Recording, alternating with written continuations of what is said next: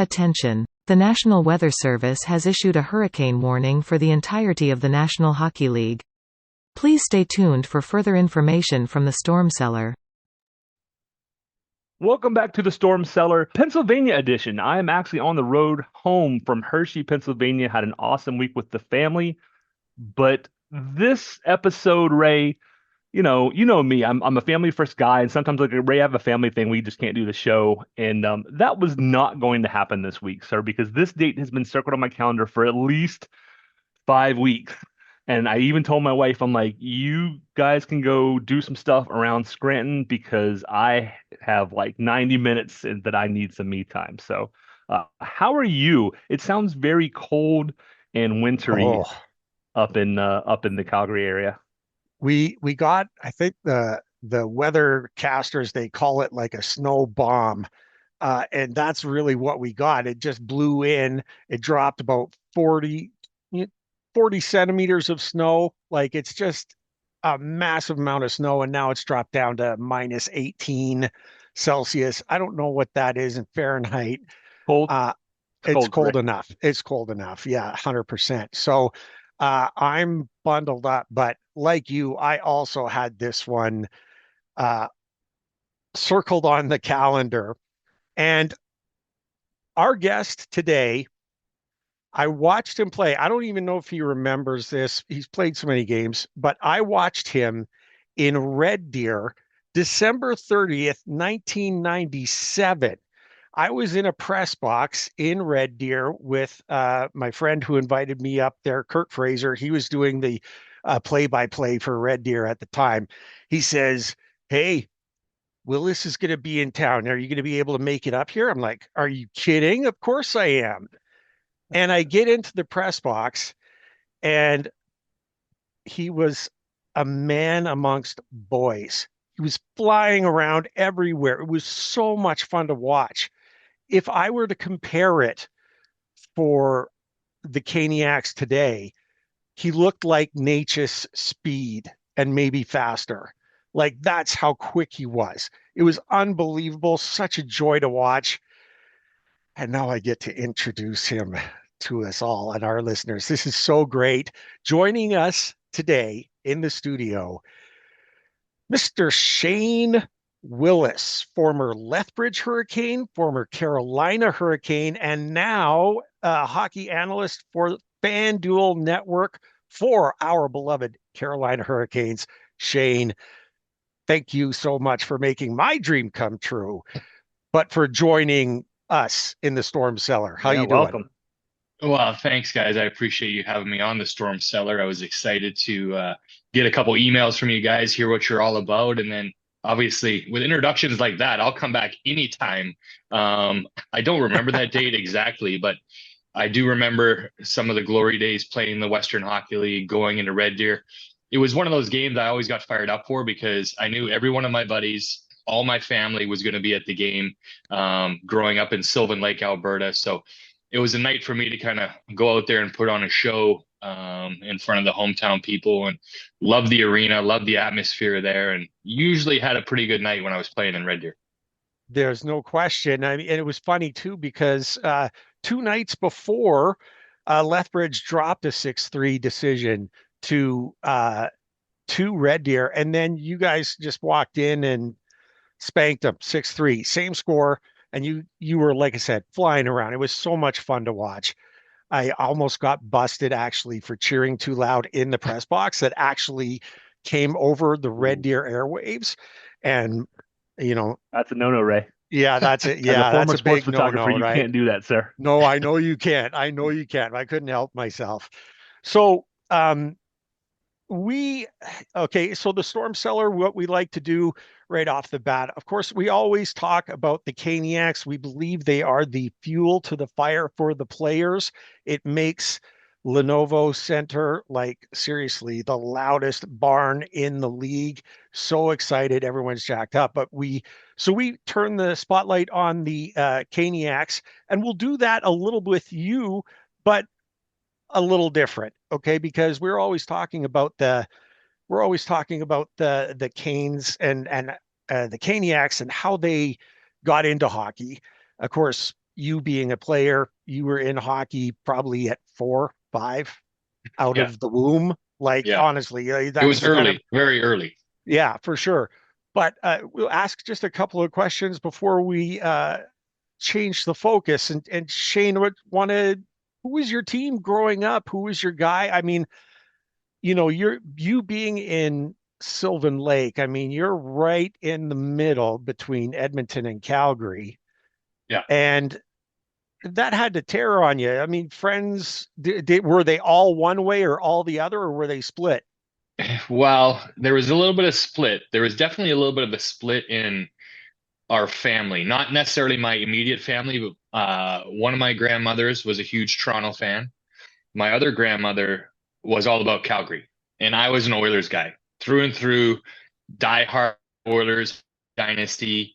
I remember going to my first game in the Coliseum. We sat a few rows up behind the penalty box. I still remember the first game coming home from school because every once in a while, Dad would surprise us and say, "Hey, I got tickets to go to the game tonight." So we jumped in the car one night and we were driving to the Coliseum, and I'm pumped up. It's Gretzky, Coffee, Messier, every one of those players just excited to see him. And I expected to go down behind the penalty box because that was a good friend of ours who allowed us to use his tickets sometimes. But we were over in the corner and we started going down the stairs, and I would stop after a little while and I'd turn around and look at my dad. He's like, "Just keep going." And I remember we sat against the glass that night in the corner and just sitting there watching these guys in warm-up stand in front of you. They're coming to the corner. I'm like, not only are these guys legends, like they are huge, they are giants. Mm-hmm. And just to sit there, I'll remember that game for the rest of my life. I got to skate there a few times. There was a few things growing up in Alberta. It was Coca-Cola had these little contests, and you get drawn out. They had drawings of youth players getting to go these little mini camps, and it was almost like a skills competition for youth players. And so I got to go to a couple of those. One was in Edmonton. Then they have kind of a big dinner after Dave Semenko came and spoke at the dinner. And when you talk about a big man, I was like, I would not want to be hit by this guy. And that was one of the things growing up playing. I was like, I was pretty good and playing with kids, but I'm like, how do these guys? I would never play against these guys. They're huge. Like I would get killed. But that's where the dreams of playing in the National Hockey League started for me. Watching the Oilers dynasty, watching Wayne Gretzky and everything he did. I remember being in school the day he was traded.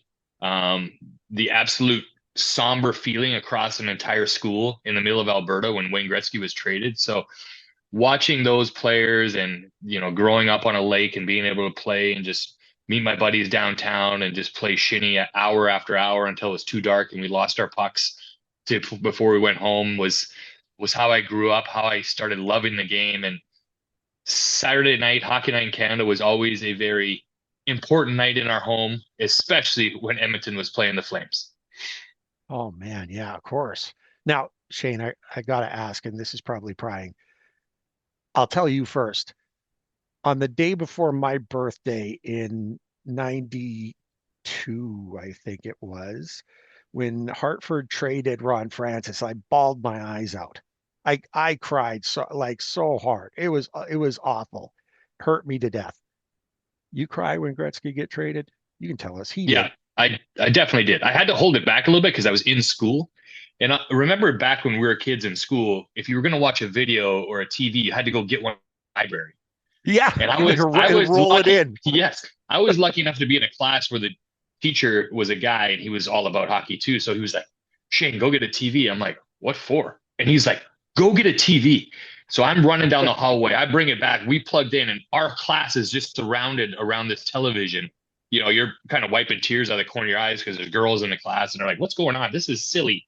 And all the guys were just dialed in, watching the legend go to LA. But it's funny how when you go through things, and we're going to talk a lot about my career and all these things, when you go through things and now you look back, what that trade did, and you got to think about how the league has grown and everything for the National Hockey League as a whole in California and hockey. If that trade happened, how influential is the sport of hockey in California to this day? Does it even make it? Point. Mm-hmm. Because he was a legend there. He helped continue to grow the LA Kings into the playoffs, scoring milestone goals there, and the fandom that grew around what he did across that entire state. It's an important trade, not only for the Oilers dynasty, for LA, but the league as a whole, no question. Man, oh man, that's eh, and you're right. Like where that trade happened, uh, I mean, for the Canadians, we always loved hockey. There was never, it was like it's in our blood, right? We love it. I mean, I've never played, but still follow it religiously like I was a player. And to see it grow and flourish into the South the way it kind of did after LA and so forth. I mean, that's where it's at. And it's I wonder, I often wonder why it still feel like it's number four in all of the major leagues and stuff. And it doesn't make sense because this is such an amazing game and exciting. And the fans that go and watch, it's like they know, but not the rest of the country.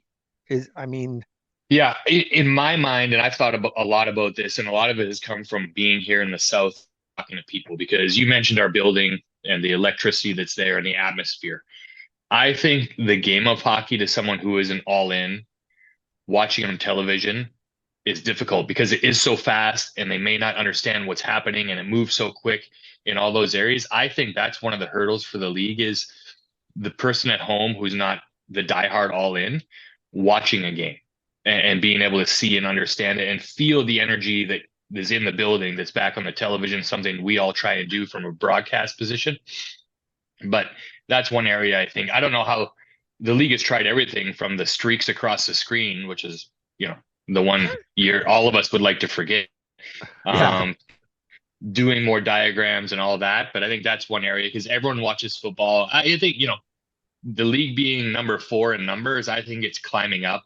It's going to be always tough to knock off the NFL, but I'm one of those people that I was like, who watches baseball? I'm like, I cannot watch baseball.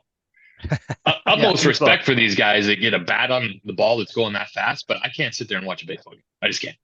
yeah. And I definitely have never, and this is the truth, and this is not a shot at the sport, I have never watched an NBA basketball game from start to finish, ever. You know, Yeah. as a like I love college basketball. That's fine because I played, well, I didn't play college, but played basketball growing up. It's a way better game. NBA is just, you're right. It's tough. It's Yep. tough. Brad, I know you wanted to jump in. Sorry. Well, actually, going back to something Shane said earlier about being able to sit on the glass, we have a lot of new hockey fans come on our show, and we try and help educate. We got a couple Yeah. old guys got a lot of knowledge, and one of the things I tell people is if you want to get into hockey, or you want to get something into hockey, it doesn't need to be the NHL. Go to an ECHL game, go to an AHL game, but it's going to cost you maybe a little bit more money. But sit like on the glass, right? Yeah. Don't put your toe in the water and sit up high because you can appreciate the game once you kind of know what's going on from up there.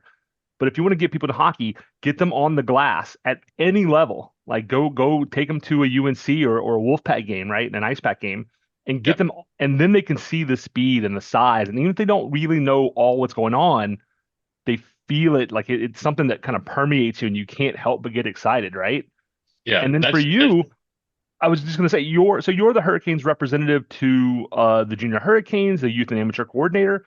I think the other big piece of getting hockey up that Big Four ladder is hockey is expensive, and groups like the Junior Hurricanes and a lot of other groups are trying to make it more affordable to get kids into hockey, because if the kids are into hockey, the parents are going to be in hockey, and things will kind of follow, right? I grew up, in Tobacco Road, and all you need to play basketball is a ball and something to throw it into, right? You can play football with nothing but a football and a bunch of guys and girls, but hockey is not like that. So I think the interest is there. We just need to make it so that people can get into it and get into the game, because if you can get people on skates, they have a great time. If you can get them in person to a game, they have a great time. I've never taken somebody to a Hurricanes game that wasn't excited to go back. Yeah. And that's the exact message that I talk to people about who have never been, talk to fans about, and they were like, we don't really know much about hockey. I said, go one time. And I said, and spend a little extra and get down low and be in the energy, be by the glass and see it. But then next time you go, I said, back up. I said, even if you're in the third deck in the Lenovo Center, it's a great seat, but how you can watch the game and see all that, still feel the energy. I ran into a good friend one time outside of the arena, and I didn't realize this. It was before, I want to say maybe game 7 against the Bruins a couple years ago. And this guy walked through, he's like, "Hey Shane, I haven't seen you in a while. How you doing?" I'm like, "Oh, good. What are you doing?" He's like, "This is my first hockey game." And I was like, "Are you serious?" And he's like, "Yes." I said, "This is gonna blow your mind." And he goes, "Really? Why?" I said, we're done talking. I said, "Get inside." Um, and again, I speak later. He goes, "Man," he goes, "You weren't kidding. Like, I don't even remember what the score was because that building was unbelievable." So if you get a fan into the building, I think it's a hook, right? And then, as you mentioned, something we're trying to do and the league's trying to do is you try and create around it. Where's your target audience? It's kids. And if you get kids playing hockey, a parent's going to take them to a game, right? They're going to bring mom, they're going to bring a sibling. You're creating that fandom amongst families. So the league is trying very hard to create more hockey players, but it's here in the South when people ask me, what do the kids miss the most? And I say, just being able to go and play. I grew up on a lake. In the winter, I could go downtown. There was one cleaned off the size of a football field. I could skate for hours for free. Yeah. You know, you could go to a park where that basketball court used to sit. There's boards up. There's ice there for free. You don't have that. You don't have that down south. And so how do we get more kids involved? Something we're going to try and do here is create outdoor rinks for ball and street. You know, hockey's hockey. And if we can get kids going to a park where there's a rink set up that they can play street hockey, that's in a safe atmosphere, we're generating more kids. Can we get the sport of hockey in the schools, which we've done a lot of donating over the past 6 years in the school system? So any way you can get someone playing, I think it's important. I agree with you, playing youth hockey. Junior Hurricanes travel hockey, when you're strapped in the South and we have good young players, you have to travel. That's where the big cost comes from. If you're playing recreationally, I always tell parents, sure, skates are getting more expensive, but playing recreational for an entire year is still in a manageable spot in my mind when it comes to the fees. But I actually talked to an NHL representative just the other day talking about that. How do you create something that's, you know, maybe a little bit more exciting and energized than house league, but not travel, right? Having that atmosphere where, and you guys see this all over, and this is youth sports to a T. It's almost too intense. It's too over the top, from players to parents, all of those things. So he and I were talking of like, how do you create a league that's, you know, it's winning and losing their scores, but everyone afterwards is, you got food trucks outside, everyone's hanging out. Is there a game on TV? Creating a different atmosphere than what that atmosphere is now inside the rinks or inside the baseball fields, the basketball courts. It's just, there's a tension to me, and I'm a youth hockey coordinator. There's a tension to me that's too much right now. Yeah, we see that a lot in Massachusetts, I'll be in Boston. It's even the rec leagues are highly competitive. So if your kid just wants to go play hockey and have a good time, it's hard to find a league that they'll fit into really well. One of the things that I think that we do in our town very well is the coaches and the coordinators for the youth league, they poll parents and say, do you have old equipment that you'll donate? And so every year our town has like a town festival, and they always set up a tent, and anybody can come by and get skates, pads, shoulder pads, knee pads, helmets, all for free that people have donated. And so if your kid wants to try out hockey, you can go there, if you show up in May and bring your kid, and they'll size them up and they'll get everything they need, sticks, the whole 9 yards, so that they can go. And all they say is, if your kid doesn't like it, or when your kid grows out of it, donate them back. Right. Yeah. So maybe those skates aren't brand new, but I mean, I know for my kid, I think somebody had donated, we got like a $200 pair of skates that have been used for like 2 years. Yeah. I mean, the way kids grow, I mean, it's gently used because kids are growing so fast. And especially at those younger ages, you don't need $800 pairs of skates. That's not making, it's probably inhibiting as stiff as skates are now. I talk to parents about this all the time. I'm like, as stiff as the skates are now, it's almost doesn't help a young player because they're not strong enough to utilize the whole package, if you will. So a pair that's been gently used for a year, even 2 years, is more beneficial because they're broke in and the kid can feel them and he can move. Exactly. Yeah, 100%. So the fact that we were able to get you in here, we wanted to pick your brain about things that, our other guests just can't share. You lived it, you experienced it. And so we're going to transition into something that you can, help us out with. Now, the Hurricanes, I have to say, have been incredibly lucky to have players come right out of juniors and make it onto the team and make contributions. I'm looking at Jarvis and Blake. Uh, they're kind of unicorns. Not very many players get the chance to just jump right in and then have success the way we're seeing right now. Yeah. And so we wanted to kind of pick your brain a little bit about the whole experience of going from junior into onto an NHL team and finding your way and what Yeah. the experience is like on the inside. Uh, I guess right off the top, the first question is, how hard is it to crack an NHL lineup? I mean, Blake and Jarvis made it look pretty easy, but it's not. At 18, 19, very difficult. One, go back to what I talked about earlier with the size. I mean, you're going into a locker room filled with men who are fully mature, have been training their whole lives, and they've learned how to play in the National Hockey League, how to train properly, how to take care of their bodies. At 18 and 19, after your draft year, I always tell people this. They're like, "Oh, why isn't he doing very well?" I'm like, "He's a kid, and he's still a kid. Mentally and physically, he's still a kid." And when I was coming in, it was even more difficult because the game was played differently, right? You could still clutch and grab, you could still hold on to guys. It was a very, very physical game. So 18, 19-year-olds in my era, maybe even more difficult than now, because now you see more speed, more skill, and what these players bring to the table.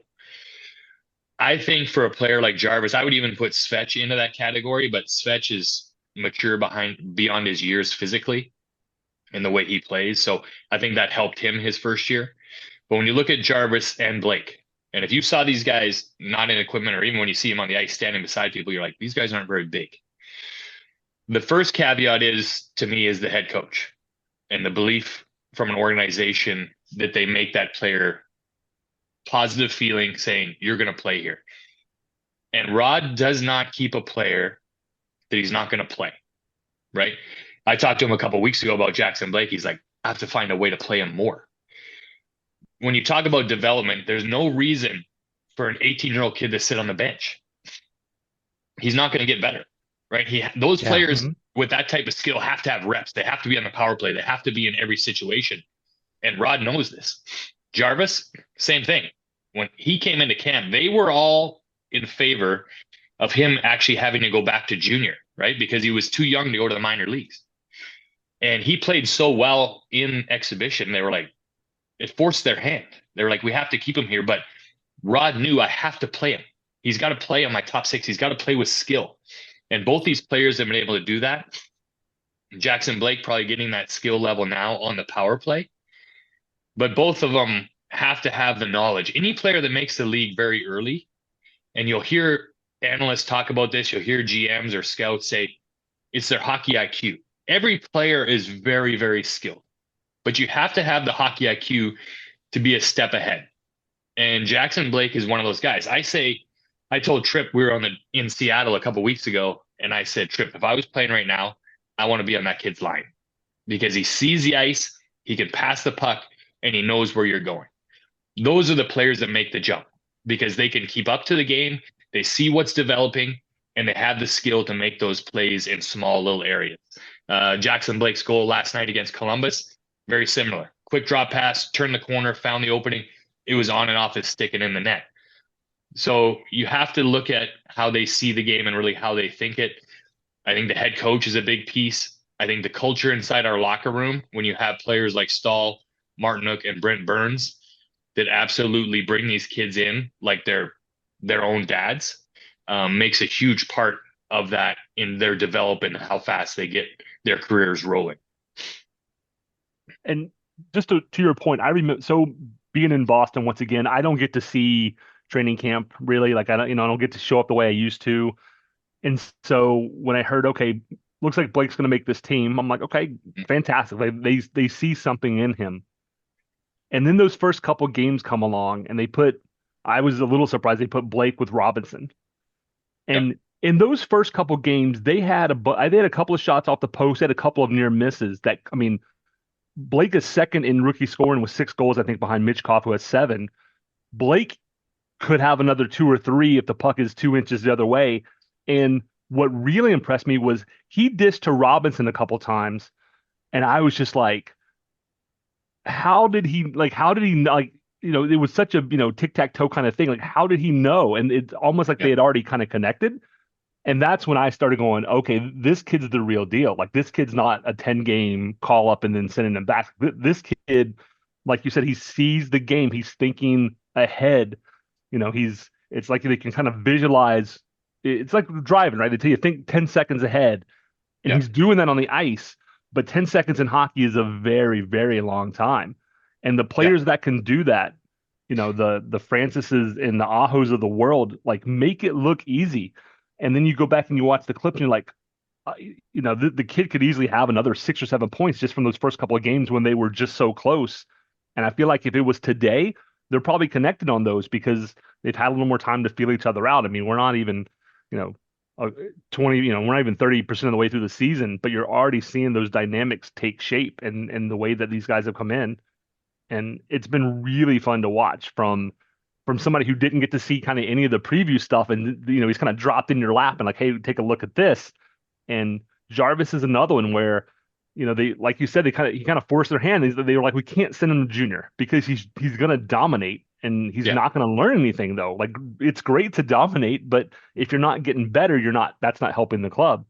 And Jarvis, especially playing through the shoulder injury last year. I mean, I know we, as fans, we're all like, oh my gosh, in the playoffs, he's hurt.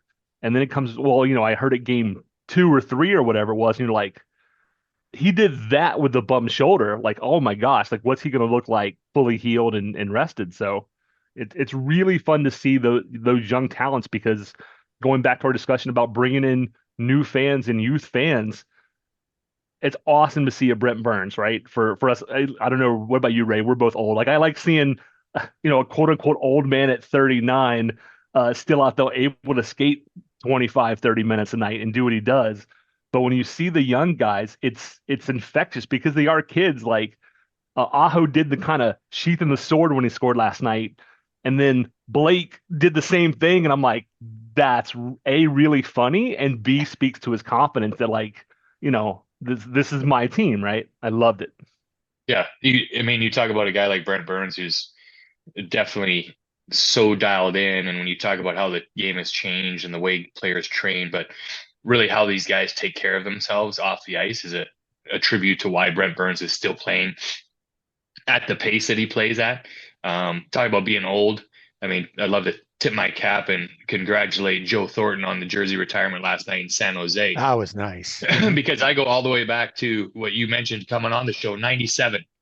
I played in a World Junior tournament. Joe Thornton was the up-and-coming first-round draft pick. Hadn't been picked yet, but he was the kid on, we were on the 4th line, and he was just a baby. And, we got a few shifts in the game, but he was going to be a star. Everyone knew it.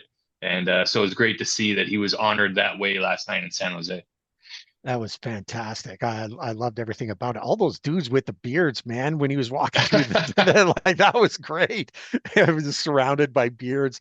So you talked about the hockey IQ being the one thing that really asserts you into, and it kind of catches me off guard a little bit because, look, and I hope this doesn't make you disrespect me, because I enjoy baseball. You don't, I do. But the one thing that they talk about baseball players coming in, the 5-tool players, they got a little bit of everything and stuff. And I kind of look at these players and say, what is the most important thing for these players to get in? Every player is different, right? And so there's all these different skills. Of course, you got to have the speed. You got to be quick too. You got to have size a little. Most times you have to have size. We're looking at Jarvis, who doesn't have it. The physicality, durability. Is there anything else that's like really important when you look at why people get drafted? Do they have to have a little bit of everything, but one thing is more important than the other? Or like, how does that Yeah, go? it's a great question. And I've never sat in, I mean, the scouting world has changed so much besides the guys sitting and watching to how analytics is coming to the game and how they're analyzing a player now to where he is projected to go. But obviously, besides hockey IQ, I think you have to have a little bit of everything. You may have a pure asset as a shooter and maybe not much of a playmaker, right? That would have been my area coming in. Shane is a shooter. He's not so much of a playmaker. So when you're building your team, you almost have to look at, does he fit on this line because we have a playmaker to play him with, or, are we filled in those areas? So let's look at a different player. Now, I think you have to have everything. And I talk to kids about this all the time. We were on the ice just yesterday with some kids, and I'm so focused on skating. And I know kids don't love to just go out there and skate, but to me, it has to be the most important part of the game. If you cannot skate and you're not agile and be able to get at full speed and be, you look at these bursts these guys are in, over 22 miles an hour, 24 miles an hour, the acceleration factor, if you don't have that, it's going to be very tough to stick around in this league. And from a defensive standpoint, you have to be able to move laterally. I think if you look at Brent Burns and Jacob Slave, and I always tell people this on the show, I'm like, those two would be the last two guys if I came over the boards when I looked at like, okay, who's the defense out here? It was like those two, because both of them are so rangy. They can take two crossovers and be across the ice. So you think about, I could fast and streak down the wing, but their two crossovers are still in front of you. Their sticks are so good, but to me, it has to be the speed portion of the game and the agility of the player has to be getting up and down the ice. Well, and I mean, you see it on a team like the Hurricanes, speed to spare. Everything that every guy that we have, I don't know of someone that's like really slow. You know what I mean? No, Like no, and that's everyone how, is on going hyper speed. yeah, and that's where Rod, and they're talk about a guy who's got his feet up on the table right now is Eric Tulsky with the players he signed this summer. So when you look up front, right, you bring in Jack Roslovic, you bring in Eric Robinson, you bring in William Carrier, then on the back you have Goss Despair and Sean Walker. The first thing Rod says when they're looking at players is he can't play my style, right? That player cannot play my style, so I don't want him. All those players fit the style of Rod Brind'amour and the Hurricanes perfectly. I mean, Jack Roslovic and Robinson are having off to career year starts, and we're in November. Mm-hmm. And it's because of the way Rod demands them to play. If you cannot play fast and you cannot play at that pace, your entire shift, you won't be in this organization. And that's how they focus. There's a distinct message from the coach and a perfect relationship between the general managers that were here and who's here now to how they find the players. It wasn't, everyone looks like, oh, they picked these guys because it was a, manageable rate fix in the cap. Nope. The money was secondary. The first thing they're looking at is numbers. Can he skate? What does he do with the puck? Jack Roslovic, I don't know why more teams weren't on this guy, the way he shoots it. If you go back and look at some of his goals and it's on and off his stick, I was like, whoa, how are people not all about this guy, the way he shoots it? Because it's a rocket. It is. You know what? That's funny. Brad and I, when he was picked up, him specifically, when he was picked up, and there was a lot of wailing and gnashing of teeth for the players that we lost. And, this is the guy we're bringing in. And Brad and I are on the podcast saying, did you not watch the same series that we did where Did we you got just booted? watch our exit and how good this guy was as part of that, unfortunately? He was just everywhere and he just schooled us, right? So we knew he was legit. And thankfully now he's having a career year. It was crazy. That assist is killing me. I've been begging for somebody who is a shoot first mentality, and I was like, he's gonna have a perfect season, and then he got that assist. But 12 goals and assist is something this team needed. And you might be able to speak a little bit team chemistry and the way that Rod has them play. right? It's the Ted Lasso, like make the extra pass. But so many times, like, oh, that was one pass too many. And Jack and and Roslovic and Blake as well seem to be. I have a green light to shoot, and I'm going to shoot if there's a lane, right? I'm not going to just shoot and hit the goalie square in the crest. But if I think I could pick my spot, I'm going to do it, and it's paying off for those guys. And then we've been talking about on the show the last few weeks is people saying, hey, Aho needs to shoot more, right? He's the superstar. He's got no 5-on-5 goals. Now he has 2, I believe. And it's like, well, yeah, but he's taken the heavy load of the defense. So now like Roslovic is open, right? And he's capitalizing. That's what you want, because now teams are going to have to start taking Jack more seriously. What's that going to do? It's going to open up Aho and Svetch, right? It's this game of like Carolina has, as long as Rod has been there, has been a team where we don't have one line. We don't have one guy who's going to beat you, right?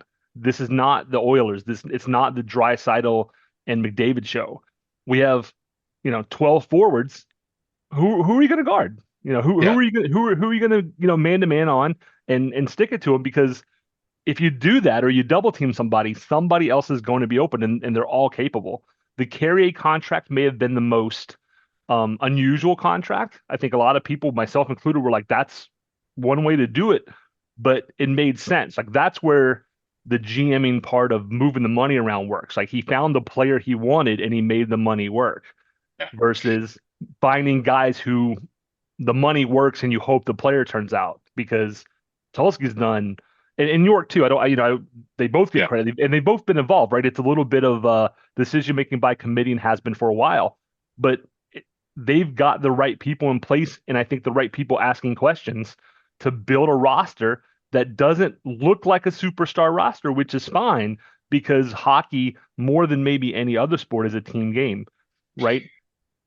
Tripp and I talk all the time, and Tripp mentions this on broadcast, and I truly believe it too. Rod and Jeff Daniels have a tremendous feel on the bench of who's going, who's not going, and shifting little pieces, right? Whether it's one guy and another guy flip-flopping on a line. But what I love about this lineup, and when you look at it, and Rod would tell you, he goes, I have a luxury. He goes, I can put any guy with any guy, and they're going to play well. You cannot say this, and I'm going to go back to the team I grew up being my dynasty. You are not going to play Connor McDavid with 6 of those guys on that bench. You're just not. You're not going to say, well, this is going to work, because it won't. Rod can say, I can mix any of these players together and it will work. And we've seen it. And it truly is an asset to have when you have 12 forwards that, no matter who you're with, are going to create offensive chances. Yeah, we tongue-in-cheek call him Rod Brind'amour. The Rod Brind'amour experience can be at times a little, what is he doing? But he's the head coach and we're not. And he knows, right? As someone who has complained about first-line Martinook probably more than I should have, there are times and he puts Martinook on the first line and it's like a whole different line and it just works. They need that puck retrieval guy, the guy who's going to go in there and get the puck out and then let the other, let the shooter shoot. And the results speak for themselves, right? Yeah. And he knows when to do it. It's not going to stay there forever. And people get we're not going to win this one, Martinook's with Aho, but he opens up so much room for an offensive guy to find those areas to score. He's going to go in the corner and get it back. And, I had the luxury of playing with Rod, right? Rod was my centerman for the majority of my time with the Canes. And on the left wing was Marty Jelena. Like I had two of the hardest working players in the locker room. All I had to do was get open. Yeah. Yeah. That's a great transition. You set me up. Thank you. See, this is why you're a professional. That's right. We wanted to talk a little bit about, if you can kind of go back to your days, if you're Jarvis, you're Blake, like you're a young guy, you're out of juniors, you're walking to a locker room with men. What's it like? I mean, are you starstruck at all? Because, for Ray here, you're in a locker room with Ron Francis, with Rod Brind'amour. Like these are not just NHL players. These are, oh my gosh, like that's icons, Ron Francis in the locker room. Like, is it overwhelming? Like, do you feel starstruck, or do you just kind of go in and you're just, I'm a professional, they're a professional, and we're just one of the guys? I mean, it's got to be. No, I would think a little intimidating. I was again, the way I was brought at home, you knew the respect card was huge. So I was relatively quiet when I first came in. The best story I tell, and you guys will have a great laugh of this one, the year I made the team. So first year I was in New Haven, Connecticut. My second year I was in Cincinnati, Ohio in the IHL. Had great years both years. I felt I was progressing. I was putting the puck in the back of the net. And so coming into camp my next year, I think I have a good chance to play on this team. I'm going to get an opportunity to crack the lineup. We fly to Fort Myers, Florida, where training camp is. We're going to stay where the East Coast team was. We get to the hotel, and all of us guys who were in the minors the year before are showing up at the hotel at the same time. And the table's set up with all your room keys, and guys are grabbing keys, and everyone's like, what room are you in? What room are you in? All my buddies are getting paired up, right? Everyone's getting paired up together. And I'm like, look at my room key. No one's a match. I'm like, great. They're going to put me with some, European who could barely speak English, his first time over here. And they're like, we'll put him with Shane, and let him take care of it. I'm like, well, this 2 weeks of training camp is going to be brutal. So I go up to the room, I scan my key, and I walk in, and I could just see feet on the bed. And I'm like, I walk in, and it's Ron Francis, is my roommate. Oh my Lord. At training camp. And I'm like, oh boy. I'm like, hello, Mr. Francis. And he's just kind of laugh. He's like, hey kid. And we get set up, and we sat there for a little while just talking. He's like, all right, let's go for dinner. So we go to dinner. First night I go to sleep. And so again, this is Ron Francis. He's laying in his bed. He's now the control of the television. He throws the remote over to my bed, and I'm just sitting there. He's like, all right. I'm like, do you want me to shut it off? Like, are you going to sleep? And he's like, no, it's fine. You can watch. I mean, I had it on volume 1. Try not to disturb this man. Right. And so we go to sleep, and we're at breakfast the next day, and we're sitting there, and everyone's talking, we're laughing. And, I was sitting with him and some of the other guys, getting to know it. I'm like, wow, this is, you have that energy of like, this is the first step to being on the team. You're around the guys. And Ron looks at me and he goes, you got a little bit of a snoring problem, huh, kid? And I'm like, oh no. I'm like, I've kept the legend up all night by my snoring. And I was like, oh yeah, a little bit. He's like, it wasn't that bad. So the next night goes by, and he went somewhere. I think he went to play golf. Like, of course, this legend goes to play golf during training camp. I do not. Yeah. I'm in the room. He comes walking back in the room, and all of a sudden I feel something hit me. And he goes, let's try these tonight. He throws me a pack of Breathe Rights. I'm like freaking out because I'm like, I don't even want to go to sleep. This Hall of Famer cannot sleep because I'm sawing logs over here. But that was like our breaking point of getting to know each other. And again, when the year started coming in near the end of that training camp, and I'm talking with people that I know that were in the room now, there was a little bit of an argument of, is Shane on? Is Shane not on? And it took to the final game in exhibition season where I had a breakout. I think I had 2 goals, 2 assists against somebody. I can't remember who we played, Atlanta or Florida or somebody. But I remember walking out to the ice that night. I knew in my own mind, I knew I was on the bubble. Like, do I make this team or not? Like, I have to do something. And I was walking out of the room. I always like to be one of the last guys going out to the bench. And I didn't even notice, but Paul Maurice was walking behind me. And all I hear is, hey. And I kind of turn my head, and he goes, would you just shoot the effing puck already? And in my mind, I was like, what? Oh, yeah. Okay. And like 2 shifts in, I just grabbed one and ripped it, and it went in the back of the net. And then it was just the kind of tidal wave the other direction where I felt I just made it. So it's funny how little things create that atmosphere and that learning in the back of your head. But being around guys like Ron and Rod, obviously Rod, you'd walk by the weight room and you were like, well, I do not train like that guy. Glenn Wesley was a little bit of both, right? Very soft spoken, loved to have fun. Glenn Wesley was probably, if you meet him, you don't realize how much fun he was inside the locker room, and how much he loved to laugh and guys joking around. Ron was truly the character legend that you see, right? And why he's a general manager today, because he has the poise, the business-like, to play hard each and every night, but an unbelievable way to pass is a reason why he's in the NHL. One last great story about Ron Francis, because again, I got to play on the guy's line. And again, I'm a rookie. And what do you do as a rookie? You're so juiced up every game to be in the National Hockey League. I'm flying around the ice. I'm yelling at people left and right. I'm like, Ronnie, whoa, every time I was open, I'm yelling. And so we're midway through the second period.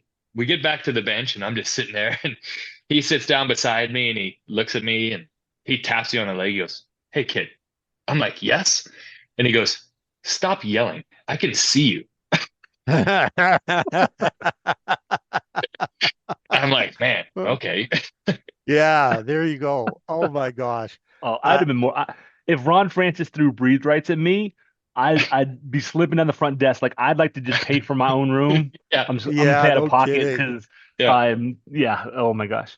Eh, When I, I was gonna say, do you want to? Do you have no, something to no, follow go up with go right ahead, here? Brad. Well, Um, I was going to follow up with me meeting Ron Francis in 2009, and you dream of this opportunity to see your favorite player of all time, and he treated me so nicely.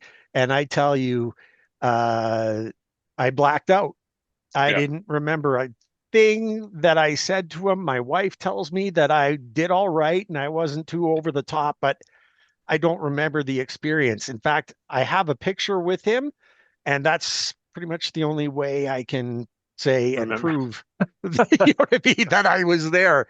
He was so nice, so generous, and there was a aura about him, as I imagine the aura is there for Rod. And that just kind of uh, emanates among the young kids coming up, doesn't And it? that's I what mean, that's that's what you have to have inside. What makes a successful organization? And you're not going to win. And you guys know, being around the game enough, you're not going to win the Stanley Cup every year. no. It's not going to happen. But to be successful and to be always knocking at the door, you have to have those type of people. And when the Hurricanes first came to Raleigh, they knew they needed somebody. And that's why they got Ron Francis. That's why they signed Ron Francis, is because of who he is, one, as a person, family man, team first, all of those things, not an ego in the man. He'll talk to anybody. He'll take a young kid under his wing, but then you add pieces around the organization, Rod Brind'amour, Glenn Wesley, these type of players that have gone through this organization. And now that you have Stahl, Aho, Martinook, Jacob Slavin, Brent Burns, maybe one of the best, tightest locker rooms I've ever seen, because they know what was before them and what will continue on after their. When you talk about dynasties, the few dynasties that are about championships anymore. But the Hurricanes now, with Rod at the helm, will continue to have dynasties because of the people that are setting the stage for the guys that are coming now. Just a quick question, and I'll throw it at you. Sorry, Brad. Um, Tell me what you would rather have, you as a player, okay? A culture like Rod's, or being on a team with a lineup, say, full of stars. I'll pull the Avs out. I think we have lots of stars as well, but Yeah. we're talking like the Makars and McKinnons and Rantanens and Nikushin and like all of those guys, where it's just a jam-packed talent team. Which do you as a player rather be on? I would rather be in the Hurricanes room. And Yeah. now, because I truly believe that the Hurricanes and how this organization is built wins more than the just one and a half line teams. I truly do. And the other part of it is being inside this locker room, every single player is valued and every player knows that. You're not sitting on a team where you're like, well, I'm going to get 7 minutes of playing time tonight. Every guy in that room has a role and they're extremely valued by the coaching staff and each other. And you can that when you're around the group, seeing them at practice, how they are. It is a very, very close knit group, and I'd love to be inside there, and be a part of it. And then, Okay. so I was going to kind of transition straight, and that we're right on topic is because of the depth the Hurricanes had, because it's such a close knit group. We have some guys down in Chicago who I know some of us been waiting on, guys like Suzuki, who through no fault of his own, right, through injury, is maybe not gotten some of the opportunities that he should have, because he looks NHL ready now. He was a person every year in camp. I'm like, maybe this is the year. They brought in, we have Unger Sorum, we have Nikishin potentially coming over from Russia next year. The future looks really bright for the organization in the way that they've set things up, especially with the salary cap, with what we've heard about the known cap increase, the 5% cap increase, but then it looks like the revenues actually have greatly outpaced that, and it could potentially go up further if the NHLPA and the NHL come to a decision.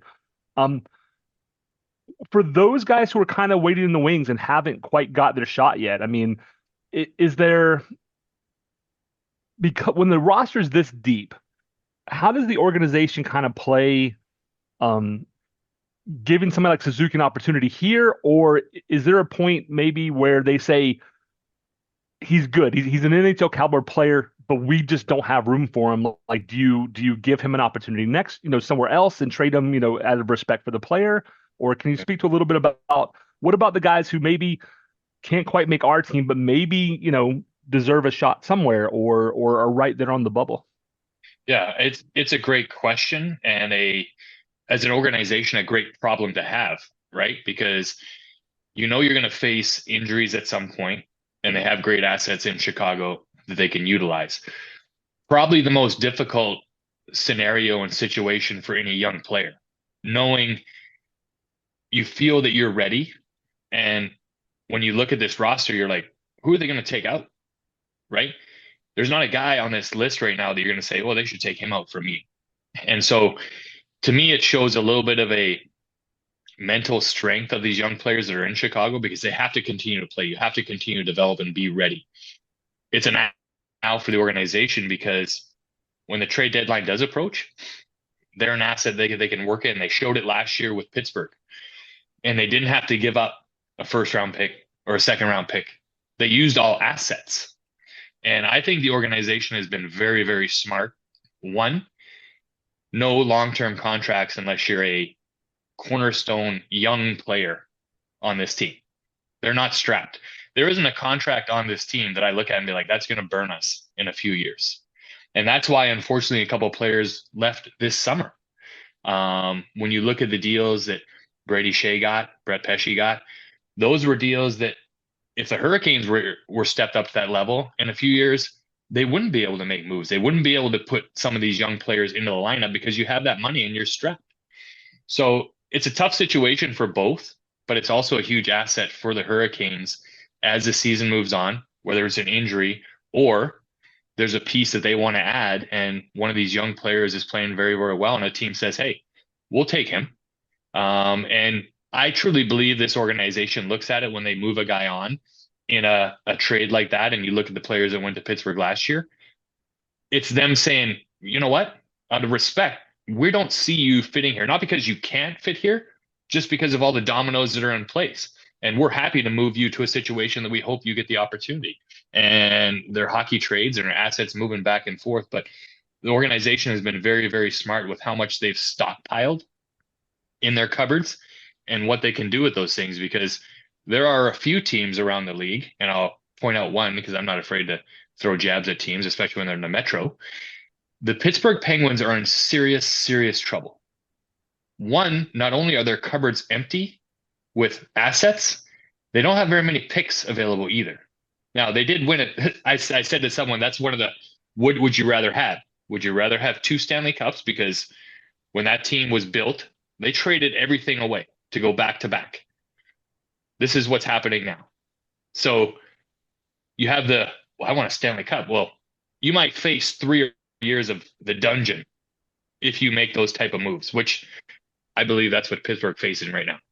Yeah, and they're not even bad enough to probably get that number 1 pick, right? Unfortunately, no, they're a bad. No offense to them, they're not a good club right now, but they're facing the Blackhawks and the Sharks. Yeah, so they're bad, but they still have Sidney Crosby and Evgeny Malkin, right, who will right. get you enough wins to not be in the Stellars.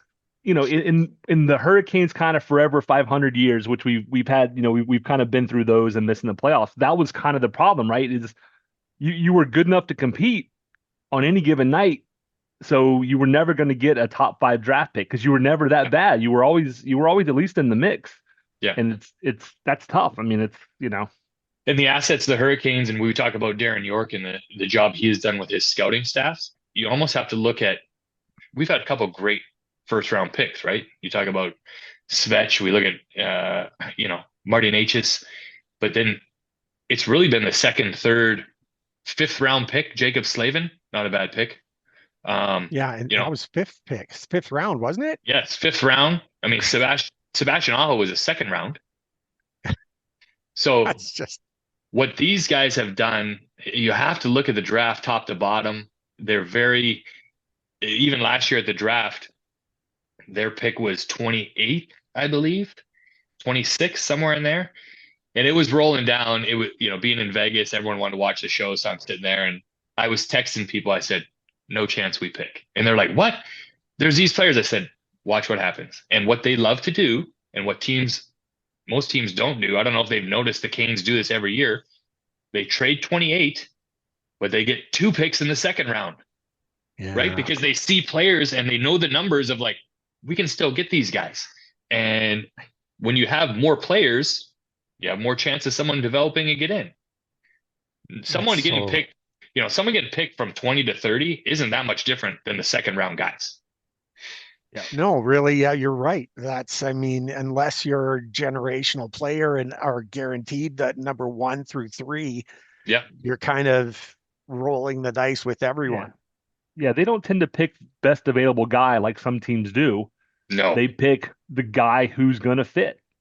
That's the one thing that they do. Everyone talks about analytics, and Eric Tulsky is extremely smart, along with everything they've built, of where they have players ranked. And if it's not a guy that they have ranked, or something I was talking with Rod about this summer, he goes, even sitting there, because I had made a joke about it. I said, I called it. I said, I didn't bet on it, but I knew you guys weren't picking. And he laughed. He goes, it's amazing. He goes, the guy that they project that they want, and we say move down a little bit when we add another pick later, we still get the guy we want. He goes, it's been like 98% of the time I've watched them do this, and they still get the player they want when that next pick comes up.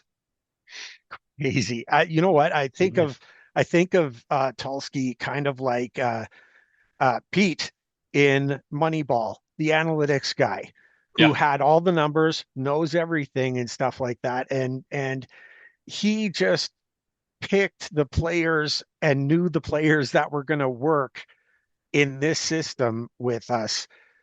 And he's playing chess and everyone else is playing checkers. Like, that's really the only explanation for it. And the Hurricanes seem between GM and head coach, the relationship, Rod is one of the longest tenured head coaches right now, if I'm not mistaken, which it's only been 6 or 7 years, right? Other teams turn over coaches the way some people change underwear. And how can your GM and your coach build a team together if that's the case, right? And that's the opposite of what we're seeing. The Carolina's played the patient long game, and top to bottom, you see the dividends from that kind of relationship, right? It's the Moneyball piece, but it's also the GM's not just telling the coach, like in Moneyball, like, here's the players, play them. It's these guys fit what you're trying to do. And if we work together on that, then we're going to be successful, and the results show it. And when you look and you hear Rod talk about players, and anytime Hannah or an interview asks Rod about a certain player, the way he starts the answer always impressed me, because he says he's a great person. He doesn't start with the guy's skill, right? He said, that guy's a great person. And when they're talking about signing players or, bringing people in, there's a lot of phone calls to other players around the league, and Justin Williams, who's a part of our organization now, who knows people around. They're making phone calls, and the question isn't, hey, can this guy skate as fast as we need him to? What kind of a locker room guy is he? And so when you look at the response and why I truly believe Rod will be a head coach, I would have to say for the Hurricanes for a very, very long time, until he says, I do not want to coach anymore. Ever. Yeah. Is because he works as hard as any of the players. He's in the weight room, and every guy knows, and I've said this before on broadcast, Rod will never ask you to do something that he wouldn't do himself. Right? So he's not a coach that's trying to lead you down a path. He knows how it is. He's set a standard inside the locker room. His leadership buys in. And when he speaks, because everyone used to talk about, well, how much did Rod talk in the locker room? And I said, he didn't really talk a lot. And he goes in for post-game speeches and things like that. He doesn't speak very long. He would always lead by example. I knew being on Rod's line, how hard he was going to work. All I had to do was stay with him. And he is so consistent in his daily regime that he doesn't take a day off. And players see that. Players see how hard he works to make sure they have an opportunity to win every night. And I think that's when you see players when they have an off game, which everyone does because they're human, you see how much it affects them because they're like, we just let him down. And when you have that respect between players and coaches, it's very, very strong. And you know how hard they're going to play every night. You're going to lose games. They lost last night to Columbus. It's never because of effort. Yeah. Right. So we've already seen one firing this year in Boston, right? Last week. You could see that coming unglued for the last 3 weeks. Oh, yeah. Yeah. And that's not their problem, but that's a whole nother episode. True. But who always takes the fall? The head coaches. Not the Although one making the decision to fire somebody. I always told my wife, I said, I always told my wife, maybe I should have got into head coaching because, I mean, everyone always gets a job. We just keep bringing the same guys back. I'm like, he just got fired. Yeah. True enough. So I've got I've got a question that's off topic before we jump in, and you've said his name a couple of times already. He's one of my favorites. I have a nickname for Fishy, for Aho, and when I refer to him as Francis 2.0. Mm. Is that fair? I mean, what I see is that he plays the game the way Ron did. 200 feet, usable in every situation, unbelievable passing skills. Am I out to lunch? Is that what is it? Because that's what I've caught. Francis 2.0. Yeah, I love that because I agree with you. He's very complete, like Ron was. He plays in the power play. He plays shorthanded. He's dominant 5-on-5. To me, what Sebastian also has is a competitive nature. Like he's very driven, very passionate to win. Very quiet, when he speaks, he's very short, but he's definitely wise in his answers. So that's a great comparison to how he carries himself. Very similar to Ron. He's not flamboyant. He's very quiet. So I think that's a very good comparison, especially the way he plays on the ice and the way he can move the puck. And with the assets that he has, if he's playing with Roslovic and Svechnikov, it almost, to me, everyone talks about him scoring goals, but he's got to be thinking pass with the way he's got two guys that can shoot rockets on either side. And teams are dialed in on Sebastian. Everyone's going to dial in. That's their best player. We have to stop him. Well, now everything opens up. Yeah. And I expect him. He's going to get his fair share. But another great point when you talk about Ron, right? Games on the line, right? Back in the Whalers days, even with Pittsburgh and when Ron was here. Games on the line, who's coming over the boards? Ron Francis.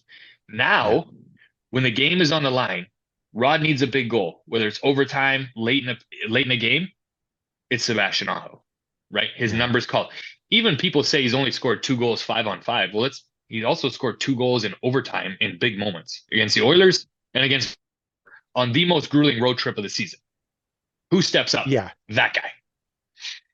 I've never understood the criticism, and I just, there's the emotional fan aspect of it, but I think I see enough from him. Like, who cares if he's got way more assists than goals? The man's putting out, and it doesn't matter what situation he's in. I look at the total number, right? I think Sebastian Aho truly, as he continues to mature and become that elite player, is 100-point-a-year guy. I could care less if he's got 80 assists. If he's got 100 points, the Canes are winning. With 80 assists, the Canes are winning. If he's got 50 and 50, the Canes are winning. But 100 is that number I would love to see him get to. He's been in the 70s. I think he's a 100-point guy. And the pressure he puts on himself, wants to be a 100-point guy. Yep. There you go. Shane's saying the same thing I said last week, Ray. I can't tell you how good I feel inside right now. Like, oh my God, I Yeah, said that. That's we're great. onto something. Uh, Yeah, no question. so just because we don't want to keep you all day, Shane, but we do have something, not to put you on the spot, but 100% going to put you on the spot. Oh, So we perfect. play a game called the Storm Report, and what Okay. we do is we try and pick a player or aspect of the game, a tropical depression, right? Something that needs work. Doesn't have to this would be a terrible thing. A lot of times we're nitpicking. Tropical storm, something that maybe is close to really being outstanding, and then we pick a hurricane, something that's this is going phenomenally. Okay. Could we get you to play a game with that with us before we Yeah, wrap? let's do it. Okay. Awesome. And Ray, if I don't know. You and I can go first, and since we're putting Shane on the spot to give him a little time to think. Yeah, Um, yeah, sure. let's start. Let's do depression and finish with hurricane. Let's finish strong. Yeah. Do you have something Um, in mind? If not, I do.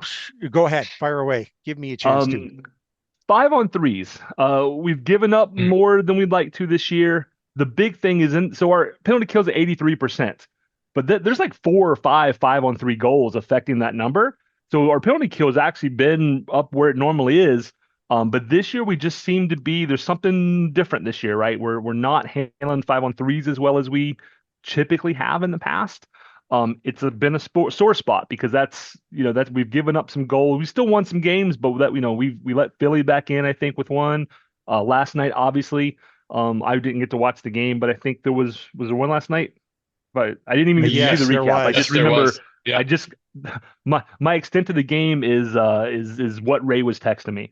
So that needs to improve, right? And I don't think, I mean, if there's a criticism to be had right now for me with the team, and this is a little nitpicky, but the 5 on 3 play, it's difficult, but we're not playing at a level that I think we're capable of. And yeah, that's that five on threes they kill, and we've been getting so many this year. Like I think we have more 5 on 3s against than we ever did last year. I don't remember getting this many Yeah. last year, so I'm Yeah. I right don't think there anybody with else has you. given up more than 2 goals in 5 on 3s this season. Mm. I think we've Yeah. given up 4 or 5. So it there's work to be done, right? Like it's early. I'm not sweating it, but does it need to be improved? That's something that we gotta figure out what we're doing differently than the years past.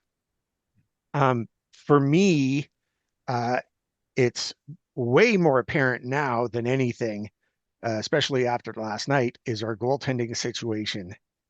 Yikes. I no, ser and I worry for Kachetkov.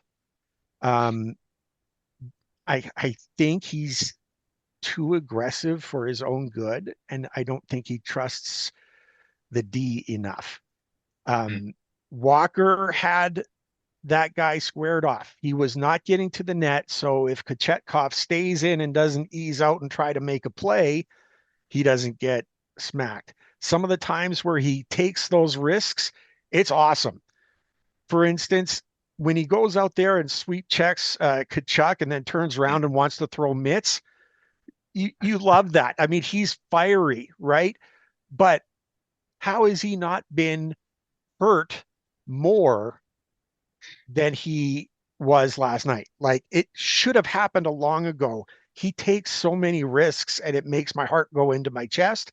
I know that's why he's good, but that's so dangerous. It's so yeah. dangerous. And we saw what happened last night. Now, he's already had a concussion when Orloff, and I joked about this last season with Brad. I thought when he started out with when Orloff started out with us, I thought he was being a double agent because he wasn't playing well on he wasn't Orloff on D, and he accidentally ran through the crease and smoked Kachetkov in the head against the crossbar, and Kachetkov was out with a concussion for 8 games. So I joked that he was, a double agent. He's clearly not, but you get the point. I worry about I worry about Kachetkov, and I worry about our goaltending situation. That's what I would put as a depression. It's depressing thinking about it. Okay. For me, I'm torn a little bit, but I'm gonna stick on a little bit when it comes to the penalties because when this team is rolling 5 on 5 and they can come at you in waves and flows, and there's been certain situations this year where they've had all the momentum in the world, and all of a sudden they take one. right? And sometimes penalties are just penalties. They're going to happen, whatever you stood up. But very ill-timed penalties, I think this team has taken that has drained momentum from their side of the needle, if you will, because they're so 5-on-5, they're coming at you in waves, all of a sudden you're shorthanded. And they just kind of, instead of slamming the door on a team, they leave a crack, right? And they've escaped some of these cracks because their penalty kill is so good. But the 5-on-3s come into play. Certain situations, I think, have kind of hurt this team when it comes to where games should have been a little bit easier and closed out. You've let a team hang around because of an ill-timed penalty, if you will. There you go. Yeah, I love especially that. those offensive zone ones. Those get me every time. Those Well, really hurt. And didn't it happen twice last night? We're on the power play and there was a penalty that followed immediately after, cuts it in half. Fetch is one of those guys, and I get a text from a good friend all the time. He texted me last night. He goes, Fetch is the other team's best penalty killer. Yeah. I always say it's not his fault. He's so strong. He's like a man amongst boys. I mean, he can toss anybody around. Yeah, it's a little bit reputational because it was a couple of games ago. Svetch gets called for the penalty. I'm like, that's not a penalty. Like, like when he got the tripping penalty. It's not his fault that the dude fell down. Like that's. Yeah. So I think some of it's reputational. Which is not good, but it is what it is, right? Yeah, he needs to send some Christmas cards around to the officials this year.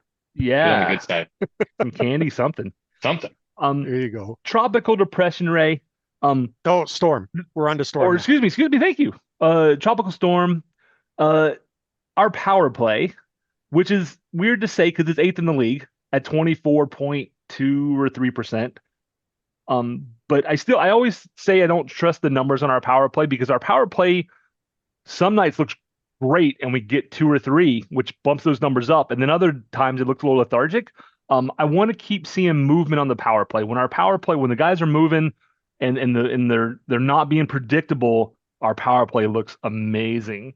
But sometimes I don't know if it's because maybe they're a little gassed or if, just depending on what the defense is giving them. Sometimes we get a lot of those perimeter back and forth and there's not a lot of physical movement. And, you're looking to get a 2-on-1 is the goal, right? You're trying to get somebody open, trying to get a screen of some kind. And so I want to see more movement.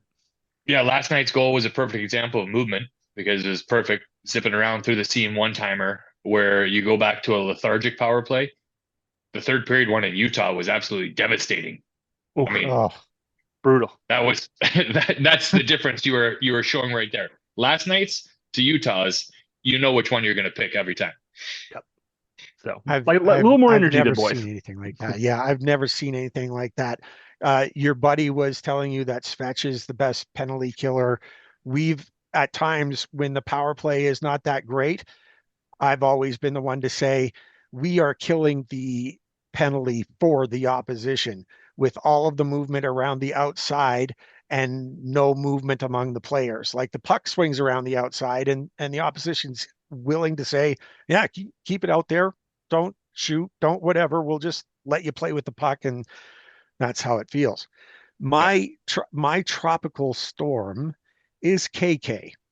I think he is right there, kind of a silent straw stirring the drink of the second line.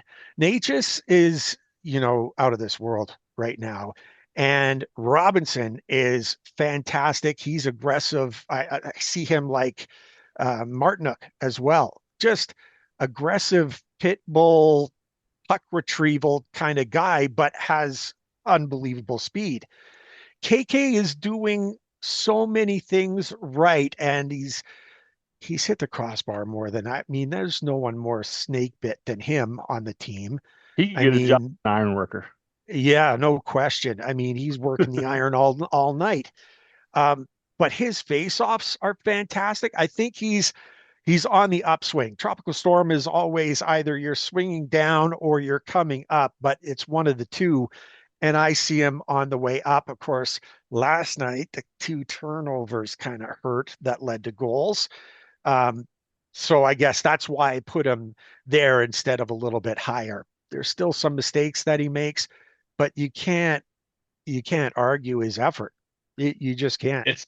It's a great thought because I'm very critical of KK too, because I feel knowing him and watching, he has all the talent in the world. He has the ability to get there, and it's just not consistent, if you will, on a nightly basis to have that over and over again. There'll be a little blip of it in a game, and all of a sudden, like you said, 2 turnovers of what were you doing there? You know, you've been around enough, you know how to make those plays. But I think that's a good spot for him. He makes a great play on the Blake goal to kind of get back in good graces, but he just can't have those swings, right? He's been around too long to still have those big swings in his game. So I think it's a good spot for me. And you talked about him being in the faceoff circle. That's been a tropical depression for me. The ebbs and flows of the faceoff percentage of a team that has very dominant centermen, right? You have Aho, KK, Stahl, and Jack Drury, who works extremely hard at it, along with being coached by probably the best faceoff guy I've ever played with. Yeah. It's been when you have to have puck possession time, that's where everything starts. It's the only place that you can set a play off a faceoff. And if you're not winning them, you're chasing the game. And the games when they've been, 60-40, 58, 42, a dominant game. When it's been turned and you don't see it, they've been behind in faceoffs in games. They've struggled. And it's an area where I'd love to see this team getting more dominant again, because puck possession is a big key. All right. Beautiful. Now to the top of the list, the Hurricane, the guys that are doing everything right, or the aspect of the team that's everything right. Brad, who's your Hurricane? Who or what is your Hurricane? Easy for me. I call them Tenacious D. If you're a Jack Black, Kyle Gass fan, Chatfield Norlov. I mean, Yeah. I fell in love with Chatfield in Chicago and that Calder run. Orlov, I was like, oh boy. But once he got paired with Chats last year, seemed to find his groove. This year, he's continued that. He's had a couple of big nights. But Chatfield and Orlov together like a plus 30 or something ridiculous. I mean, they're absolutely been shut down for the most part. They both seem to complement each other very well. If there is a mistake or Orlov wants to pinch and try and put some points on the board, Chatfield's got the speed to make up for those things, which is phenomenal to see. I love watching that kid skate. Ray, my favorite player was Paul Coffey. Same reason, love to watch him skate. And Chatfield reminds me of some of those things. I mean, he's so smooth and so quick on accelerating that he's able to cover a lot of ice very quickly. But yeah, Tenacious D. Orlov Chatfield has been everything that you could want. We were all maybe a little concerned with the Pesci Shea pairing not being available to us this year. And I said, even on the offense, I think Orlov and Chats can be your number two bona fide, no questions asked top four. And they have done nothing but show me that they have taken that on. And that is a great nickname right there. Tenacious, yeah. Feel free to use that. It. Yeah. Okay. There you go. And how about Chad's goal yesterday? That was smart. not a great angle. I mean, it's not like the way he was. If he's a lefty, he's got the whole net and it's super easy. Yeah. He managed to friggin' walk the line and get it in there. That was beautiful. I loved it. I loved seeing him score. My Hurricane, and I could pick the low-hanging fruit like Natchez, who's back on another streak for himself, but I'm not going to take the low-hanging fruit. That's pretty obvious. Captain Obvious, if you will. Blake. Blake jumped into the power play position that Seth normally has, and I haven't seen really any downturn at all. I mean, he's hustling and he's going to the front of the net. I love his willingness to get to the front of the net and just get after it. There sometimes with it being so physical, you've been there. You go to the front of the net, Shane. I can't even imagine the lumps and bruises and contusions that you have had in your life, putting yourself out there, never mind getting hit along the boards, but especially when you go to the front of the net where the chopping and whacking is whatever. But it's not just him going to the front of the net, it's that shot. It's a snap, and it's It's unbelievable to watch. It reminds me of the Natchez, what we've been saying about Natchez, even when he was struggling all the way through, we were begging him to shoot more because he has an elite shot. And I think Blake does too. That's why he's my Hurricane. It's great. And I think when you look around the league, not many teams have a young superstar rookie doing what he's doing for the Carolina Hurricanes, right? What an asset to have. And you talk about how hard he works and the willingness to go there. That's his dad, right? Go back and watch Jason Blake. I mean, that guy worked as hard as anybody. He stuck his nose in where he probably shouldn't most times, but continued to work, and he had that grit. Jackson has that. But then, and again, this is not a slight against his dad because he was skilled too. He has another level of skill, the way he sees and plays and shoots the puck. So that's a great spot. And again, we could all go out there and just say, "Oh, Natchez is there our guy, who's at the top of the list." But for me, and I'm going to go back to the summer, and we talk about guys being brought in. We've talked about Roslovic and Robinson. Let's talk about the final signing of the summer, Shane Gostisbehere.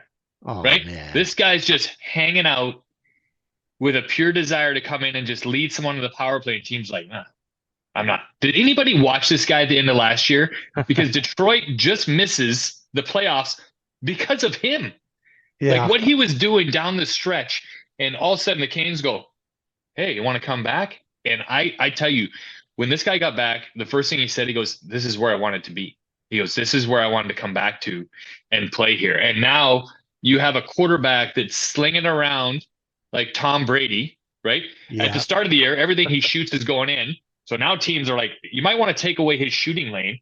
Well, now he skates around with his head up and is just throwing daggers to people into the back of the net in a power play that most teams are sitting there. And I'm sure there's owners calling their GMs being like, "Did we call about this guy? Where did we miss the boat on this?" So Shane Gostisbehere, everyone thought it was a Halloween thing with the ghost going around in October, but he continues to be dominant the way he sees the ice for the Hurricanes and leading the defensive core with points on the back end. He was good for us first time around, but it felt like he never really was here long enough to get settled in. Yeah. And hearing him saying all the nice things he said when he left, because I was like, I hope, that's not a burn bridge or anything, not offering him enough. And to hear he wanted to come back and then to watch him with a full camp and everything, oh, it's been beautiful. Yeah. It has been beautiful. No question. Love that pairing too with Walker. They're playing great, and man, having the power play quarterback that everyone thought we had with the previously slated power play quarterback who's no longer with us. Man, it's exactly what we wanted.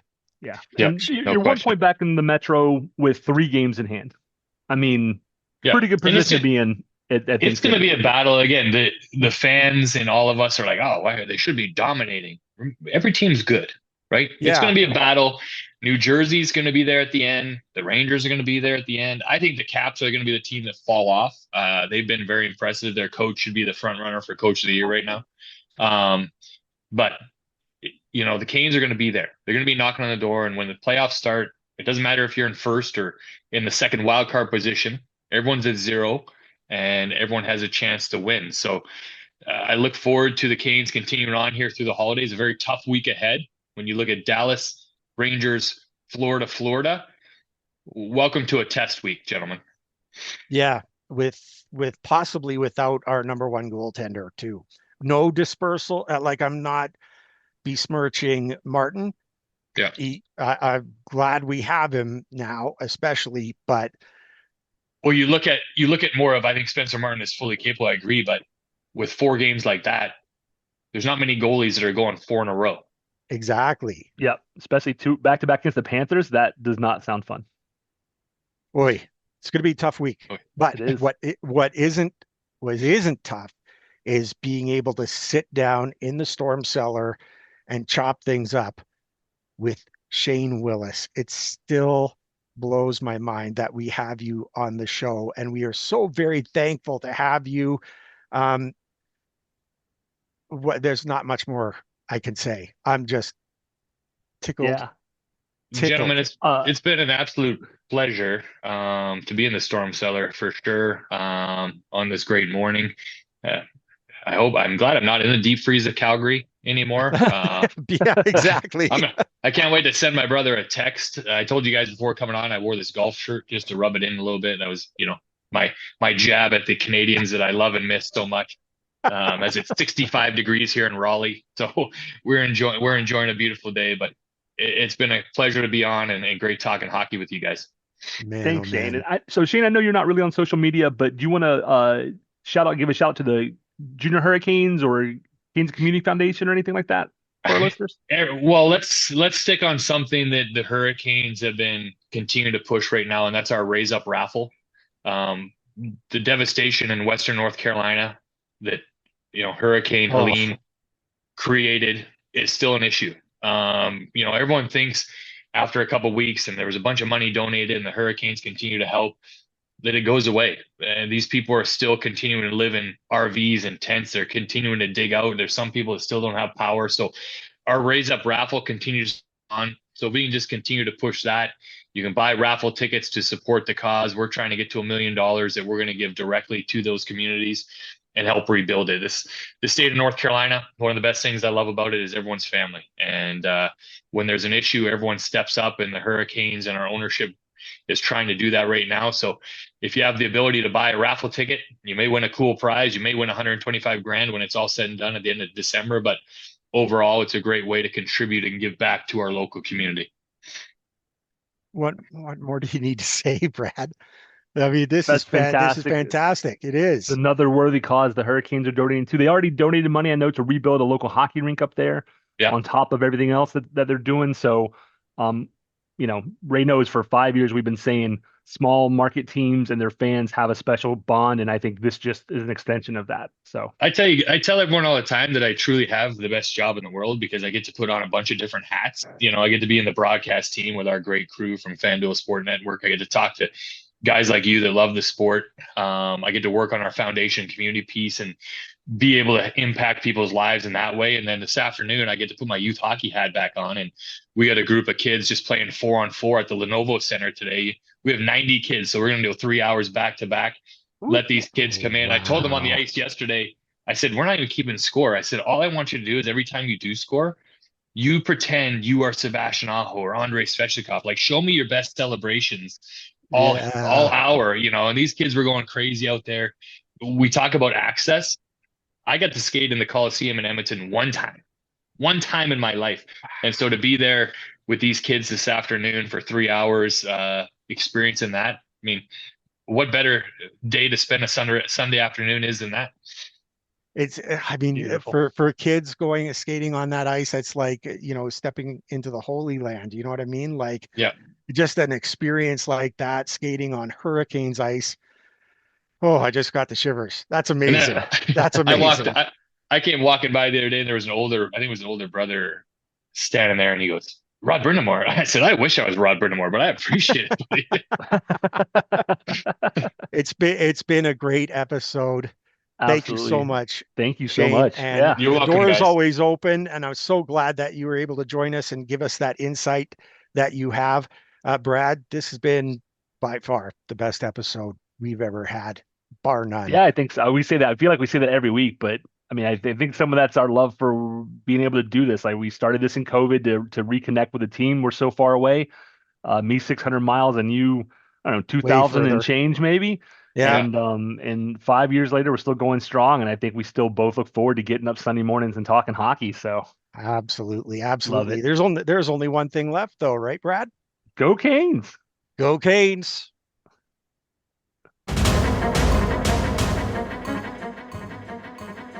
Thank you everyone for tuning in. Ray and I greatly appreciate your support in helping us produce an informative and fun podcast. As always, we'd like to say that we believe hockey is for everyone. Whether you're a Caniac or a bunch of jerks, doesn't matter, as we're just a couple of jerks anyway. We would love to hear your questions, comments, and suggestions. We will do our best to answer anything hockey related. You can reach us via email at stormcellar97@gmail.com. On Twitter, we are at stormcellar97, and on Facebook at facebook.com/stormcellar97.